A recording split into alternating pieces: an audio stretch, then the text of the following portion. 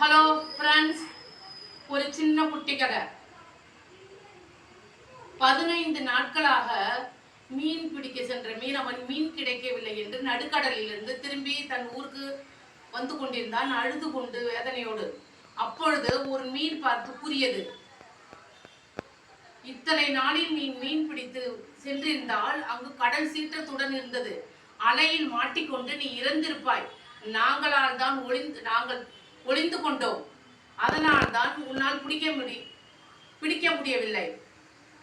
இன்று போய் நாளை வா, நாங்கள் உன் வலையில் மாட்டிக்கொள்கிறோம். எங்களை பிடித்து பிழைத்துக்கொள் என்று மீன் கூறியது. எனக்கு என் நண்பர்கள்லாம் சேர்ந்து எனக்கு ஒரு லைக் போடுங்க. இது பிடிச்சிருந்துச்சுன்னா தயவு செஞ்சு லைக் போடுங்க. நான் ஏதாவது தவறாக பேசியிருந்தாலும் அதில் பிழையை மன்னிச்சு எனக்கு ஒரு லைக் போடுங்க ப்ளீஸ்.